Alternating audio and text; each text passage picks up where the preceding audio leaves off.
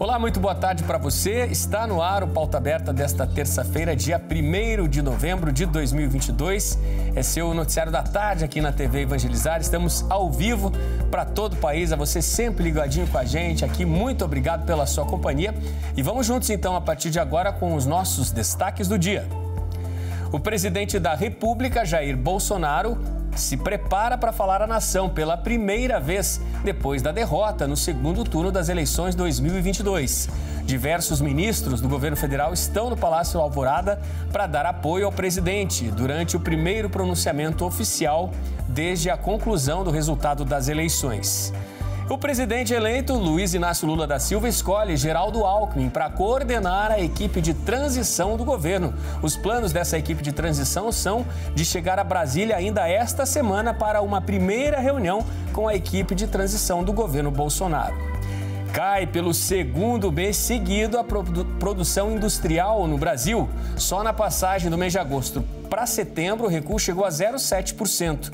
Os setores mais impactados foram o alimentício e também o setor da metalurgia.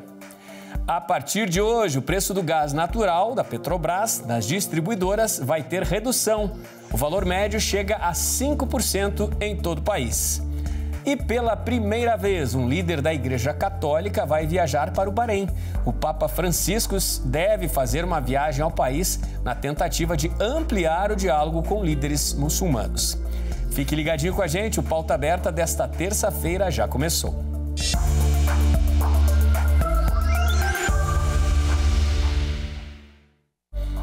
O vice-presidente eleito no domingo, Geraldo Alckmin, foi o nome escolhido pelo presidente eleito, Luiz Inácio Lula da Silva, para coordenar a equipe de coordenação do governo, a equipe de transição do governo. A decisão do nome de Geraldo Alckmin para coordenar a equipe de transição foi tomada na manhã desta terça-feira, após uma reunião entre a presidente do PT, Gleisi Hoffmann, o responsável pelo plano de governo, Aloysio Mercadante, e outras pessoas ligadas à coligação que levou o presidente Lula à vitória no segundo turno das eleições. A equipe que terá no comando Geraldo Alckmin será formada por 50 pessoas, contará com especialistas técnicos e também da área política para afinar a conversa com os integrantes do atual governo. A equipe de transição vai trabalhar e vai despachar do prédio do Centro Cultural do Banco do Brasil, em Brasília. Os planos da equipe de transição são de viajar ainda esta semana, de São Paulo a Brasília, para uma primeira reunião presencial com os integrantes que farão a transição do governo atual. Um olhar agora para a produção industrial do país, Pelo segundo mês seguido, ela registrou queda. Só na passagem do mês de agosto para setembro, o recuo chega a 0,7%. Os números foram divulgados hoje pelo IBGE. Os números demonstram retração em 21 dos 26 ramos industriais. A queda registrada no mês de setembro deixa o setor 2,4% abaixo do patamar pré-pandemia e 18,7% abaixo do nível recorde. O recuo acumulado nos meses de setembro a outubro foi de 1,4%. No ano, o setor acumula queda de 1,1%. Na comparação com setembro de 2021, a indústria apresentou crescimento de 0,4%. Com isso, o indicador acumulado em 12 meses ficou em menos 2,3%. Especialistas explicam que a indústria brasileira fechou o terceiro trimestre do ano com queda de 0,3% na comparação com o trimestre anterior e que o maior impacto foi na indústria alimentícia, com queda de 2,9%, e na indústria metalúrgica, com recuo de 7,9%. Dos 26 ramos industriais pesquisados, apenas 5 apresentaram crescimento na produção na passagem de agosto para setembro. Entre as grandes categorias econômicas, todas registraram recuo na produção em setembro. Bens de capital caiu 0,5%, bens intermediários 1,1%, bens de consumo 0,8%, bens de consumo duráveis caiu 0,2% e bens de consumo semi e não duráveis teve queda de 1,4%. Já a indústria automotiva puxou alta interanual com avanço de 20,3%. Destaque para a produção de automóveis, autopeças e caminhões. E a partir de hoje, o preço do gás natural teve queda nas distribuidoras da Petrobras. O recuo médio é de 5% em todo o país. A redução anunciada aí para o preço de gás deve ser em média de 5%. Isso quando a gente compara aí com o preço que era praticado no trimestre anterior, compreendido entre os meses de agosto e outubro. Essa redução ela está prevista nos contratos da Petrobras com as distribuidoras. E como que esse valor é calculado? Então, ele é atualizado, né, de acordo com as oscilações do petróleo Brent e também com as variações da taxa de câmbio. E nesse intervalo de tempo analisado, o petróleo diminuiu em 11,5% e a taxa de câmbio também reduziu em 6,5%, o que possibilitou então essa queda agora no gás. Agora veja bem, o valor não vai reduzir no gás de cozinha, aquele que é vendido tanto nos botijões quanto no gás a granel, né? O gás de cozinha também chamado GLP. E para o nosso telespectador compreender melhor como que esse preço é calculado, o valor não depende só do preço que é fixado pela Petrobras. Depois disso são somadas as margens de lucro das distribuidoras e, no caso do gás natural veicular, a margem de lucro dos postos de revenda. Depois dessa fase, somam-se ainda os valores dos tributos federais e estaduais. É um momento de muita expectativa em todo o país, preços em variação, queda em alguns preços, mercado financeiro também em transição, sobe, altas e baixas, né? E agora nós vamos para Brasília, ao vivo, nós temos imagens aqui na nossa tela, porque daqui a pouco o presidente Jair Bolsonaro, a gente já pode ver, ele está começando o discurso dele, é o primeiro discurso do presidente Bolsonaro desde a derrota no segundo turno no último domingo. Vamos acompanhar ao vivo. Segue mais vivos do que nunca. Somos pela ordem e pelo progresso. Mesmo enfrentando todo o sistema, superamos uma pandemia e as consequências de uma guerra. Sempre fui rotulado como antidemocrático e, ao contrário dos meus acusadores, sempre joguei dentro das 4 linhas da Constituição. Nunca falei em controlar ou censurar a mídia e as redes sociais. Enquanto presidente da República e cidadão, continuarei cumprindo todos os mandamentos da nossa Constituição.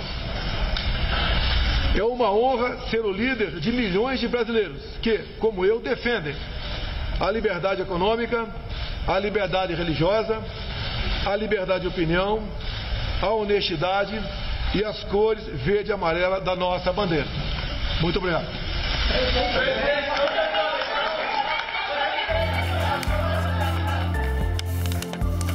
Então, nós acabamos de acompanhar uma declaração muito rápida do presidente Jair Bolsonaro em Brasília. Ele falou ao vivo, vocês acompanharam aí, né? Até imaginava-se ele até mais abatido, mas ele deixou a mensagem dele aí após a derrota, primeiro discurso público de Jair Bolsonaro, depois do resultado das eleições de domingo. Bom, vamos falar então do censo do IBGE. Olha só, apesar das dificuldades enfrentadas, né, pelo IBGE para formar as equipes para visitar os lares brasileiros, quase 64% dos cidadãos já responderam às perguntas do censo 2022. Os números foram divulgados hoje, né? Eles são referentes aí ao terceiro balanço a respeito dessa coleta do censo. Desde 1º de agosto até 31 de outubro já foram recenseadas mais de 136 milhões de pessoas, em mais de 47 mil domicílios, o que corresponde a 63,77% da população, num total de 215 milhões de pessoas. O IBGE afirma que continua com dificuldades para colocar recenseadores nas ruas para fazerem a coleta. Em todo o país, são 90.552 recenseadores em campo, apenas 49,5% do total das vagas disponíveis. De acordo com o Instituto de Pesquisa, o fim da coleta de dados do Censo Demográfico de 2022 está previsto para a metade do mês de dezembro. O estado com maior número de pessoas já recenseadas é o Piauí, com 86,08%, seguido por Sergipe e Rio Grande do Norte. Os menos adiantados são Mato Grosso, Amapá e Acre. Na média, cerca de 2,33% dos domicílios se recusaram a responder. A maior taxa de recusa está em São Paulo, com 4,03%. A recusa tem acontecido principalmente nos condomínios. Outro número importante é de 1.230.778 indígenas e de 1.009.778 quilombolas que já foram recenseados. A maior proporção de indígenas recenseados está no Amazonas e na Bahia. Já entre os quilombolas está na Bahia e no Maranhão. A maior parte dos questionários foi respondida de forma presencial, sendo que 124.241 domicílios optaram por responder pela internet e 144.203 pelo telefone. Nosso assunto agora é saúde. O Novembro Azul está começando, hoje, 1º de novembro, um mês dedicado à saúde do homem e à conscientização sobre o câncer de próstata. Por isso, fazer o exame de prevenção é fundamental, é indispensável. Com o diagnóstico precoce, a chance de cura é de quase 90%. O câncer de próstata é considerado a segunda maior causa de morte no sexo masculino. Segundo dados do Ministério da Saúde, de 2019 a 2021, foram mais de 47 mil óbitos em razão desse tipo de tumor. Em 2021, 16.055 morreram em consequência da doença, o que corresponde a 44 mortes por dia. E para mudar esse cenário e incentivar o cuidado com a saúde de forma global, a Sociedade Brasileira de Urologia, a SBU, realizará mais uma edição da campanha Novembro Azul e que este ano traz a mensagem "Saúde também é papo de homem". Além de perigoso, o câncer de próstata na fase inicial é totalmente assintomático, mas pode ser diagnosticado e tratado. O homem tem que procurar sempre fazer a sua consulta anual. Eu sempre falo para meus pacientes assim: use o mês do seu aniversário para você fazer a consulta preventiva, né? Porque é fácil da pessoa lembrar: opa, eu estou avançando na idade, vou fazer minhas consultas preventivas. E a consulta ao urologista, uma vez por ano, é recomendável para fazer a prevenção do câncer de próstata. De acordo com o Instituto Nacional do Câncer, são esperados 65.840 novos casos de câncer de próstata para 2022 e já foram realizadas mais de 27 mil biópsias este ano. E apesar de atingir qualquer homem, os principais fatores da doença são idade e histórico familiar. Aqueles que integram o grupo de risco são orientados a começar o exame mais cedo, a partir dos 45 anos. Primeiro, a idade, né? Então ele aumenta a incidência com o avançar da idade. Segundo, obesidade, né? Então tem alguns trabalhos mostrando que as pessoas que são mais obesas, que comem fritura, que comem gordura, que comem carne vermelha, muita carne vermelha, excesso, essas pessoas têm uma tendência maior a desenvolver o câncer de próstata. Outros fatores, por exemplo, a raça negra. A raça negra tem uma incidência maior que o caucasiano, que a raça amarela, enfim. Então existe uma incidência maior nos negros. Por outro lado, ao ser diagnosticado precocemente por meio dos exames preventivos, esse tipo de câncer possui altas chances de cura com tratamentos cada vez menos invasivos. O câncer de próstata é uma doença curável, por isso ele tem que ser feito um diagnóstico precoce. E é uma doença potencialmente fatal, por isso a importância de se fazer essas consultas preventivas, né? O Novembro Azul serve exatamente para isso, para conscientizar as pessoas a procurarem o seu urologista. Tá aí, o recado tá dado, o alerta tá dado. Estamos começando este Novembro Azul. Se você tem 40, 45 anos e ainda nunca fez, tá na hora de procurar o seu médico para fazer o exame de próstata. Alerta muito importante aí para o diagnóstico precoce, né, que permite a cura dessa doença. E prepare seus casacos. Dias de muito frio estão na previsão para este comecinho de novembro em várias regiões do país. Quem estava sonhando com uma primavera mais quente já percebeu que não vai ser bem assim, né? Isso porque uma frente fria vai passar por grande parte do território brasileiro e as temperaturas podem despencar, principalmente na região sul e sudeste. Essa massa de ar frio de origem polar pode interferir nas condições do tempo, causando chuvas que podem ser muito fortes, além de ventos intensos, agitação marítima e ocorrência de ressaca. A Marinha emitiu alerta para as áreas litorâneas que vão do Rio Grande do Sul até o Rio de Janeiro. Na capital do Rio Grande do Sul, por exemplo, tem previsão de mínima de 5 graus para esta quarta-feira e a menor temperatura já registrada nessa época do ano. Nas serras gaúchas e catarinenses, previsão de temperatura negativa e registro de neve e chuva congelada. O curioso é que, se a previsão se concretizar, será a primeira vez na história que esses fenômenos aparecem no mês de novembro. com previsão de muita chuva e vento nas capitais Curitiba e Florianópolis. Falando sobre a região sudeste, chuva mais intensa e temperatura mais baixa deve ser observada sobre o estado de São Paulo. E apesar da chuva, as temperaturas ficam altas no Rio de Janeiro e também em Belo Horizonte. O centro-oeste segue com previsão de pouca chuva e períodos de sol em Cuiabá e Campo Grande. O risco de temporal é maior em Goiânia e também em Brasília, mas as temperaturas se mantêm elevadas. As regiões norte e nordeste serão pouco afetadas. No nordeste, rápidas pancadas de chuva, mas as temperaturas seguem acima dos 30 graus. E na região norte, áreas de instabilidade aumentam o risco de chuva forte. Marcele Nogueira, para a TV Evangelizar.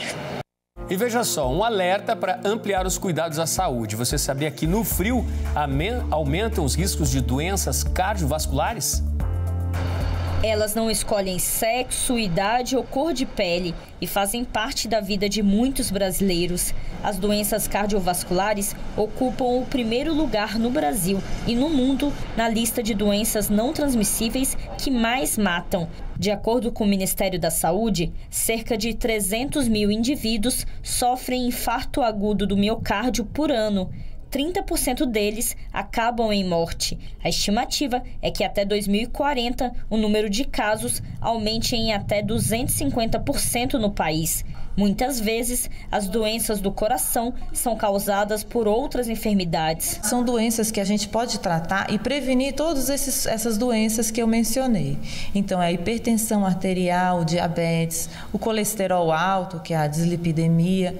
Então, são problemas muito comuns na população, que tem uma grande prevalência e que podem ser diagnosticados logo no início, para que a gente possa tratar essas doenças e evitar todos esses problemas. Para deixar essas doenças bem longe, é preciso tomar alguns cuidados no dia a dia. Por exemplo, comer mais frutas, verduras e vegetais, evitar o açúcar e também a gordura, tomar mais água e fazer atividades físicas, pelo menos 150 minutos por semana. E não precisa ser nada muito elaborado, como futevôlei aqui não. Uma boa caminhada, daquelas que fazem o coração bater mais forte, já ajuda e muito na saúde. O Sistema Único de Saúde oferece tratamento para essas doenças, desde a detecção, monitoramento e, se for o caso, as cirurgias. Atualmente, existem no Brasil 220 estabelecimentos de saúde habilitados em cirurgia vascular. Com hipertensão e diabetes, Dona Maria está sempre em dia com o check-up do coração.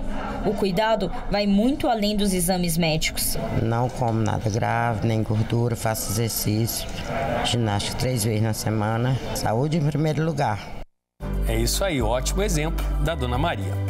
Vamos no intervalo, gente. No próximo bloco começa a segunda fase de vacinação contra a febre aftosa nos rebanhos do país. E ainda, o crescimento da procura dos viajantes pelo ecoturismo e pelo turismo de aventura. O intervalo é rapidinho, eu volto já.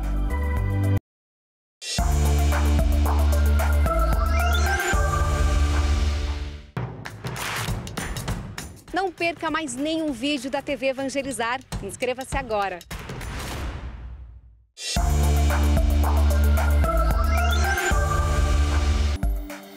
Pauta Aberta está de volta para este segundo bloco, são 4h53 da tarde. Agora estamos ao vivo para todo o país.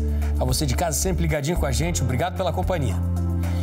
Começou hoje e segue até o próximo dia 30 de novembro a segunda etapa de vacinação contra a febre aftosa em bovinos e bubalinos do rebanho nacional. No total, aproximadamente 161 milhões de animais devem receber a dose da vacina. Após vacinar, o produtor deve entregar a comprovação de forma online ou presencial nos postos indicados pelo Serviço Veterinário Estadual. Atualmente, os estados de Santa Catarina, Paraná, Rio Grande do Sul, Acre, Rondônia e parte do Amazonas e de Mato Grosso têm a certificação internacional de zona livre de febre aftosa sem vacinação e não precisam imunizar os rebanhos. o país vai ter um reconhecimento, um status superior ao que tem hoje nesses estados, né?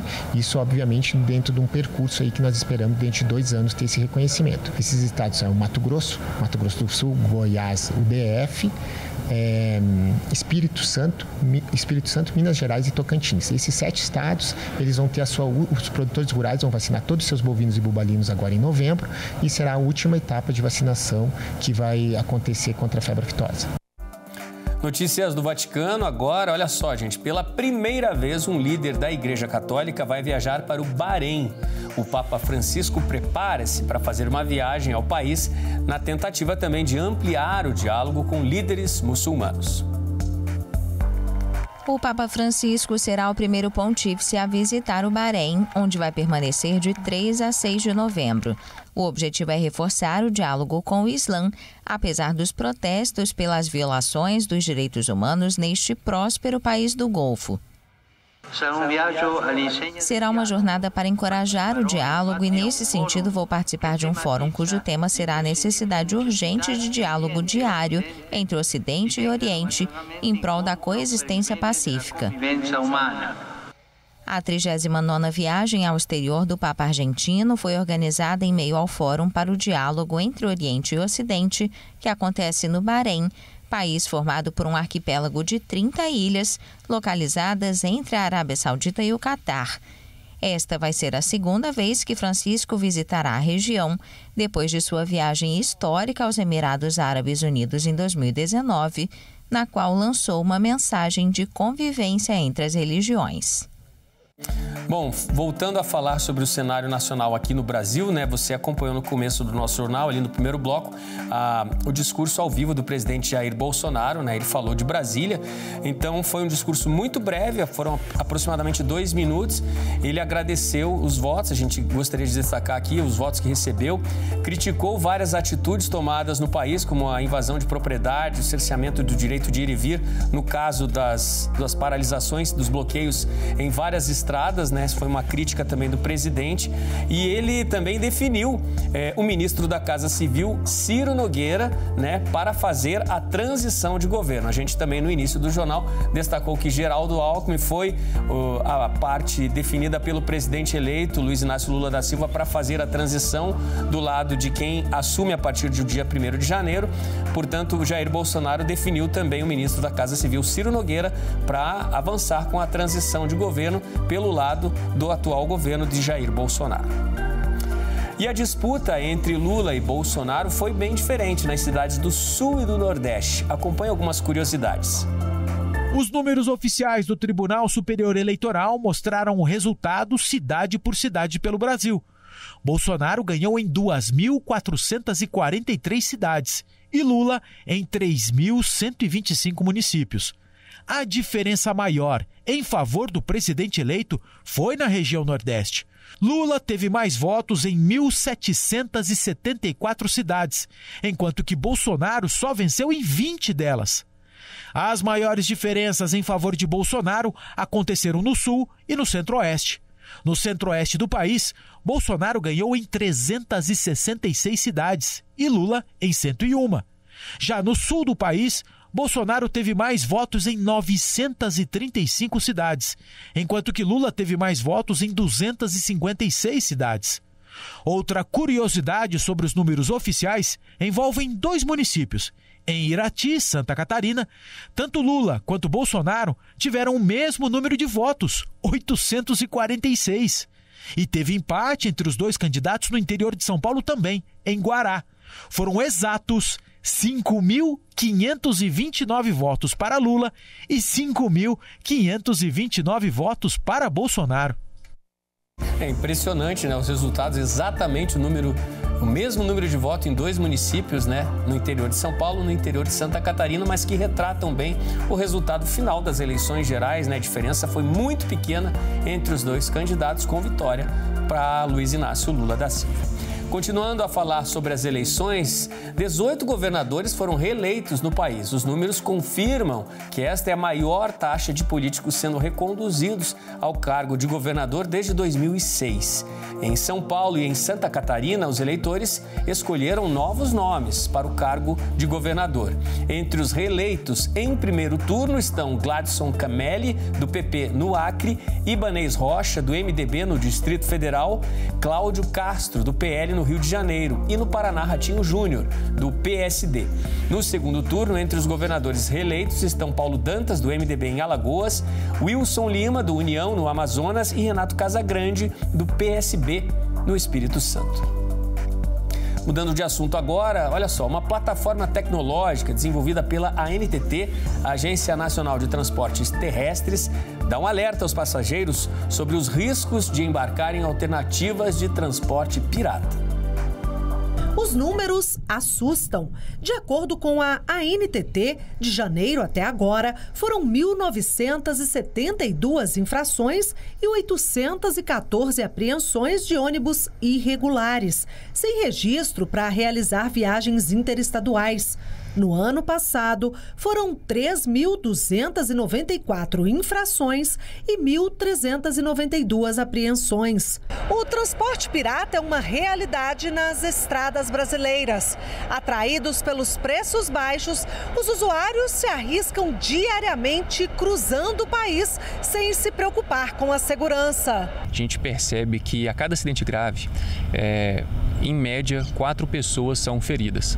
Mas quando esse acidente tem a participação de um ônibus, de um veículo de transporte de passageiros, essa média sobe para 15 feridos por acidente. Daí, então, a gente percebe a importância de se buscar um transporte mais seguro. Para garantir segurança ao usuário do transporte terrestre regular e ajudar o passageiro a evitar o transporte clandestino, a Agência Nacional de Transportes Terrestres disponibiliza uma plataforma que informa o usuário sobre as linhas ativas dos ônibus com cidades de origem e destino, além do serviço prestado por essas linhas. O transporte clandestino, pirata, não autorizado, ele, em regra, não tem seguro, não tem manutenção, não respeita a jornada de motorista, então tem uma série de riscos que, de repente, quando aquela viagem acaba, você, não acontece nada, parece que deu certo. Só que, anualmente, centenas de pessoas, milhares de pessoas são feridas ou morrem em acidentes que são causados por falta de manutenção, por falta de cuidado com a jornada do motorista e tudo isso que causa o acidente. Além da fiscalização, a conscientização dos usuários é fundamental para coibir esse tipo de crime. Não ando. Ônibus pirata eu não ando, só no ônibus convencional, no ônibus de linha. Só o ônibus de empresa que a gente conhece. O ônibus pirata nem pensar? Nem pensar, porque é perigoso. Gente, fim de ano está chegando, o comércio está preparado, para as vendas e também para as contratações. Este ano devem ser gerados mais de 109 mil postos de trabalho temporário, o maior número desde 2013. Nossa repórter Luciana Macedo tem mais informações para a gente. Olá, Odilon, boa tarde para você, boa tarde a todos. Olha, a Confederação Nacional do Comércio de Bens, Serviços e Turismo prevê que sejam abertos 109.400 postos de trabalho temporários para este final de ano. Esse contingente é para atender a expectativa do comércio varejista, que já está em torno de 2,1% para o aumento das vendas. O maior número registrado foi há 9 anos, em 2013, quando foram abertos cerca de 115.500 postos de trabalho temporários. E a projeção é que do total de vagas ofertadas para 2022, 11% dos trabalhadores temporários sejam efetivados. Essa é uma perspectiva um pouco menor que a de 2021, quando 15% dos trabalhadores temporários foram, então, efetivados. Fazendo uma rápida divisão por estados, o estado de São Paulo deve ofertar cerca de 30.300 vagas, Minas Gerais, 12.200, o estado do Paraná deve ofertar quase 9 9.000 vagas e o Rio de Janeiro, 8.000. Juntos, esses estados serão responsáveis por 54% de todas as vagas temporárias abertas no país. O maior número de contratações deve ser em hiper e supermercados, com uma previsão de 45.500 vagas temporárias, seguido pelo setor de vestuário com 25.800 vagas. Volto com você. Valeu, Luciana. Vamos de futebol agora. Ontem à noite, na abertura da 35ª rodada do Campeonato Brasileiro, o Ceará recebeu o Fluminense. Acompanhe. O Ceará, que está na luta para escapar do rebaixamento a 4 rodadas do fim do campeonato, entrou em campo ontem no Castelão com a difícil missão de superar o 4º colocado, o Fluminense. Mas com a bola rolando foi só decepção para o torcedor. Os donos da casa até que tentaram, por várias vezes, marcar. Mas quem guardou foi Cano para o Flu. Depois do chute forte de Arias aos 26 da etapa final, a bola chegou aos pés do argentino e foi parar lá no fundo da rede. Placar final em Fortaleza, Ceará 0, Fluminense 1. E na continuação dessa 35ª rodada, outros 2 jogos movimentam a Série A esta noite. Confira. Você tem a tela aí, olha, às 7 da noite, no Newton Santos, no Engenhão, o Botafogo recebe o Cuiabá. Cuiabá numa situação difícil. Mais tarde, às 9h30, tem São Paulo e Atlético Mineiro. Jogo marcado para o estádio do Morumbi. São Paulo e Atlético Mineiro, 2 equipes aí que brigam, para entrar na zona de classificação direta para a fase de grupos da Libertadores da América. Amanhã tem mais jogos pelo Brasileirão. E agora eu quero trazer uma notícia muito curiosa que vem dos Estados Unidos, Ontem, 31 de outubro, foi celebrado o Halloween, Dia das Bruxas, e teve decoração especial na Casa Branca com a atuação do presidente Joe Biden. Olha só. Nesta segunda-feira, a Casa Branca, residência oficial e principal local de trabalho do presidente dos Estados Unidos, Joe Biden, foi decorado especialmente para o Halloween. O democrata e a esposa Jill Biden, vestida de fada, receberam crianças no local para a tradicional distribuição de doces. Entre as fantasias escolhidas pelos meninos e meninas que passaram pela Avenida Pensilvânia 1600 estavam personagens clássicos do cinema, como Michael Myers, da franquia de terror Halloween, um Jedi de Star Wars e Groot, de Guardiões da Galáxia. As idades variavam, desde bebês no colo dos pais até crianças maiores, que puderam conhecer o presidente e a primeira-dama em um ambiente descontraído. Os escolhidos para participar do evento eram filhos de enfermeiros locais, bombeiros, policiais e membros da Guarda Nacional.